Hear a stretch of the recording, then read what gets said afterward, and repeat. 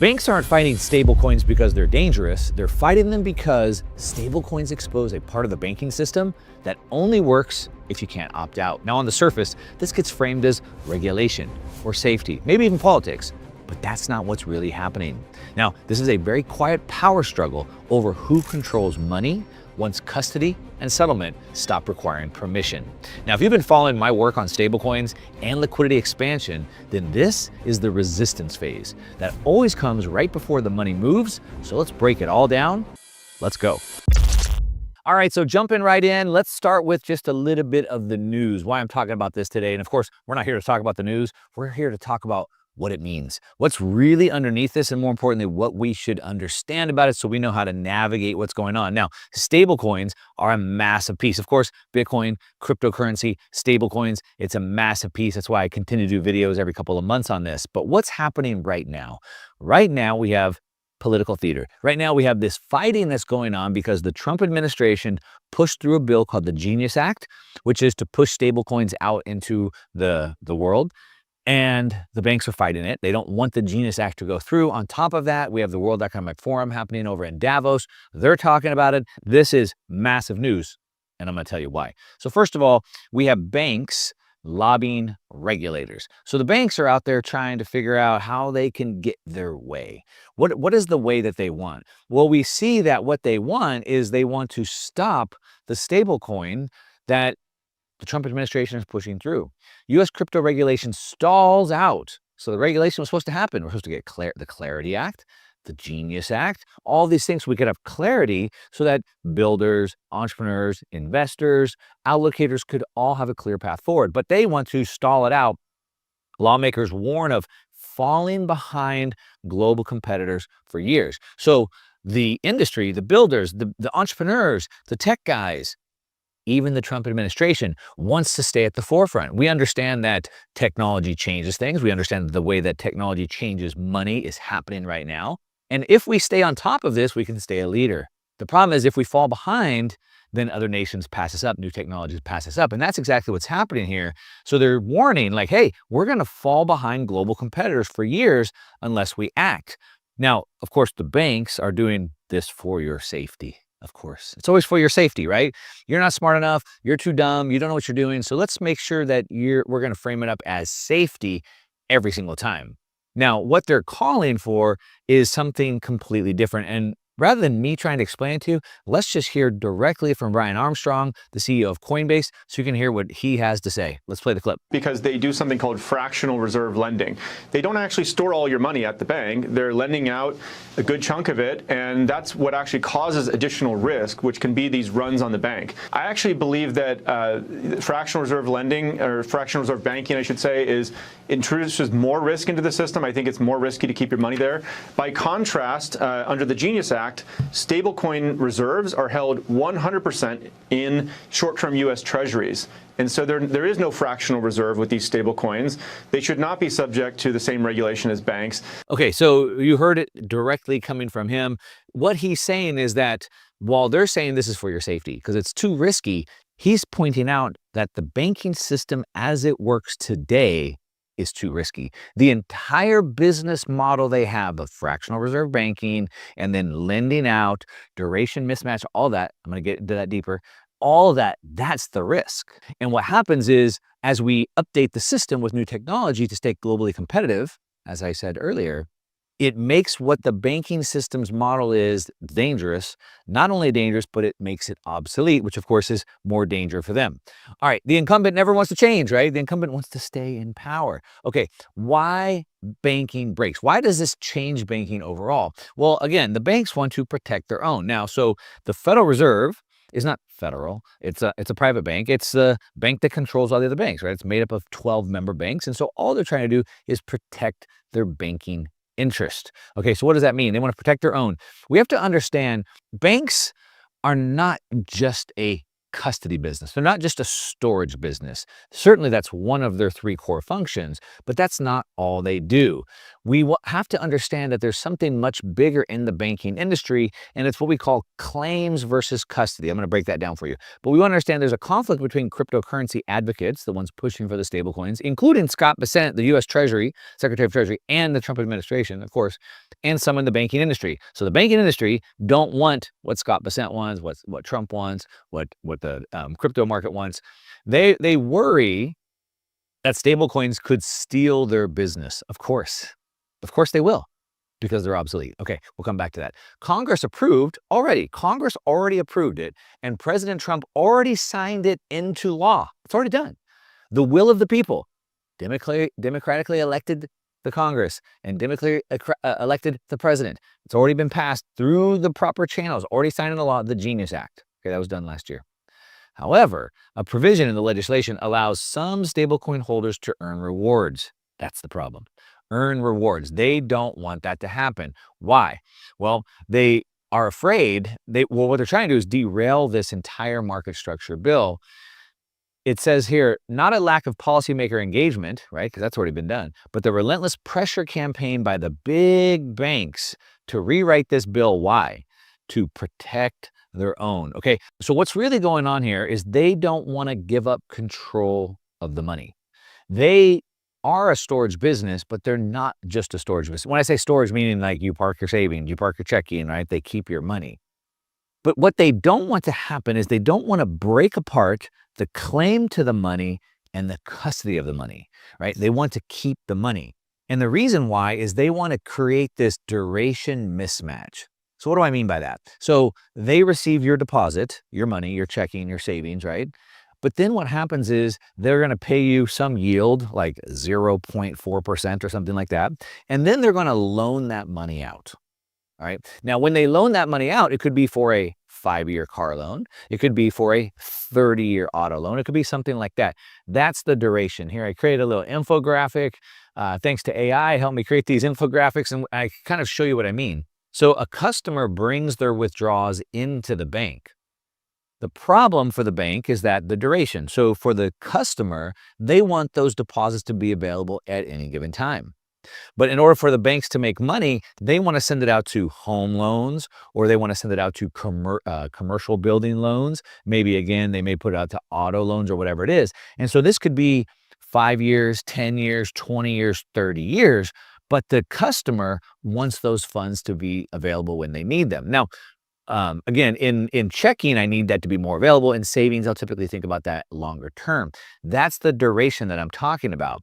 And the banks want to protect this, because how could they loan out money, making all this money and giving you nothing, if they can't keep you locked inside the system? And so what they want to do is they depend heavily on regulation, because what the regulation does is it preserves their way of doing this business. And more importantly, what it does is it prevents other new, better, competitive ways from coming in and stealing their business. And what stablecoins do is they separate the custody part. Again, banks are storage. They hold my money. My paycheck goes into my bank account. My bank account holds my money. It stores my money for me, and then it makes my payments for me. But if I can separate that, if I can change the routing of it, all of a sudden the bank's business model gets completely disrupted. We have to understand the hidden assumptions in the banking. If we want to understand what's coming and how this stablecoin makes us a lot of money, and understanding this makes us a lot of money, we have to understand what's changing, why it's changing, so we can start to understand this better. Okay, so what are the hidden assumptions?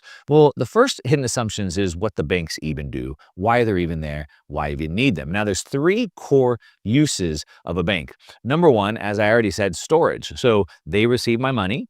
I don't bury it in the desert. I don't put it in my sock drawer. I keep it in the bank. Why do I keep it in the bank? Well, one, they keep it safe. That's storage. Number two, I keep it there because of payments. So they'll receive my incoming payments and they'll make my outgoing payments for me. So again, my paycheck can go into there. Anybody who wants to send me money, they can wire it to me there. And then I can make my payments from there, right? So then I can do my automatic bill pay my rent, pay my utilities, whatever. So that's payments. And then the third function is for loans. The loans they make with your deposits, with your storage. But if we break those apart, all of a sudden, what are they even doing? So if I can custody my own money, like with Bitcoin or even a stable coin, on an app on my phone. So now I don't need them for storage. And then two, I could just send that out to anybody that I want. I don't need them for payments either. So I don't need them for storage. I don't need them for payments. Then how do they have the deposits to make the loans? We're going to come back to that. But we have to understand that your deposit, when you put your money there, it's no longer your money. It's their funding layer. So when you make a deposit, what you're really doing is you're giving up ownership of your money. It's no longer yours. What you're doing is you're making a loan to the bank. The bank owes you the money. It's an IOU. But what type of guarantees have they given you for the loan? What type of collateral have they given you for the loan? Oh, nothing. Unsecured. So you're an unsecured lender to the bank when you deposit the money in. That's why they can tell you if you can withdraw the money, if you can wire the money or not. And so your deposit becomes an unsecured loan to the bank. It's their funding layer. And again, if we can separate the custody versus the settlement, again, I can hold the money, but I could still transfer it. So I'm separating that need from the bank. And then we have to understand if that's the case, if that's really what's disrupting the banking model, then the big problem for them is this. Why the reward debate? So what they're really debating is about stablecoins paying rewards. Because right now, today, the banks pay you 0%, 0.4%, or whatever. They pay you basically nothing when they're loaning the money out for 8%, 10%, 27%, but you get 0.4. Stablecoins are giving ways for people to earn yield. So, for example, when I give up $1, they give me $1 stablecoin back. That company that I gave the dollar to, they have to hold that in a cash equivalent asset, like U.S. Treasuries. Now, those U.S. Treasuries are making 4 or 5%. So why couldn't they give me a percent of that back? Why do they get to keep all the return? Why not give some of that back to me? Now, we've seen other more innovative stablecoin companies put it into other cash equivalent type. When I say cash equivalent, it's because of the duration. We want the demand deposit to be returned upon demand. So there's no duration mismatch here. But there's other cash equivalents that are paying 10%, 11%. So now, hey, I'll give you a US dollar. You'll give me a US dollar stablecoin. You're going to make 10 or 11%. You're going to give me 8 or 9 of it. That's great. Who wouldn't want that? Well, of course, anyone with a bank account, which is everybody. Anybody with a bank account that wants 10%, which is everybody. But who doesn't want it? It's the banks. The banks don't want it because they can't keep up with it. And if I'm enticed to go earn a reward, I can just move my money. I don't need the bank for the storage of payments anymore. That's the problem. It's an entire banking model failure. That's the hidden assumptions. That's the hidden motivations that's going on here. Okay, so what does this fight really tell us, though? This is the key piece.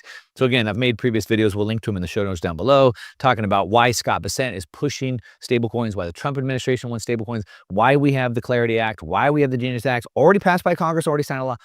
The government wants it. We, the people, want it. You and I want it. It means big things for our investments, but the banks don't want it. So the fight signals that this is the middle of the story. Okay, this is the key piece here. So where are we? Everyone's trying to understand when does this happen? So we don't know the exact date and time. I don't know the hour, but what I can tell you is we can see the progress. So it started as, first they laugh at you, then they fight you, right? Then they join you kind of a thing. And so where we're at is they laughed at us. Crypto, DeFi, stablecoins, that's all ridiculous, right? But then all of a sudden it's like, oh, it's not actually ridiculous. As a matter of fact, we're going to pass this into law. Congress approved, like, no, we're going to join it. And then we have the fight. So we're in the middle of the story right now. And the resistance phase we're in right now, like, it's a little bit too late because they already got passed into law, but the resistance phase that we're seeing is right before the adoption. It's already passed. Congress signed it, Trump signed it, and now they're trying to stop it right before it goes into place. So that's where we're at, meaning it's coming, and it's coming very soon. Now, we have to understand stables are not a crypto story, okay? It's not about cryptocurrency. This is a new way for us to use dollars in the world. In a 22nd century world that we are, interconnected, AI-driven, cryptocurrency world, it's a way for us to use US dollars, not replacing the dollar, which Bitcoin will eventually do at some point, but use dollars today, but in a more digital fashion. So it's not a crypto story. It's new liquidity rails for the US dollar system. So it's now we can move US dollars instantly for free, peer-to-peer. Again, that's why we don't need the banks for the storage and the payments. Now we can send them between each other. And we all want this. Why do we want this? Because competition creates better products, better services, and better prices. And so, for example, if you're Walmart and you're processing, $60 billion a year of transactions, you're using mostly debit cards probably, so you're accepting Visa, MasterCard, American Express at your store.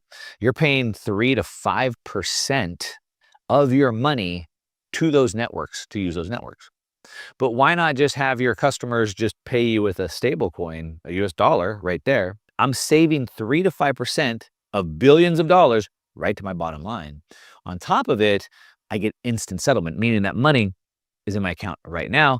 Typically with credit cards, it's 3 to 5 days, plus up to 6 months it can be charged back. So this is a massive shift. The market wants this. You and I want this. I want the yield. I want the control. I want the instant settlement. The merchants want it.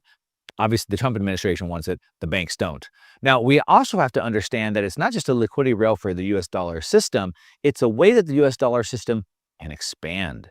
Because it's not just that you and I on the dollar want this, the rest of the world is dying for dollars. So you have countries that have double or triple digit inflation, their currencies are blowing up. Lebanon, Turkey, Iran, Venezuela, Argentina, Peru, we can just sit here and go through the list. And they need to get into something, eventually maybe Bitcoin. Bitcoin's a little volatile in the short term. So how about the US dollar? And this solves it. And what it does is it allows the government to increase the money supply directly without the banks. Again, cutting out the banks' business model. Now, we understand that wealth is understanding the operating system underneath the assets. If you watch a lot of my videos, I talk a lot about it's not just the assets that we own, it's the operating system of how we use the assets. An asset's just a tool.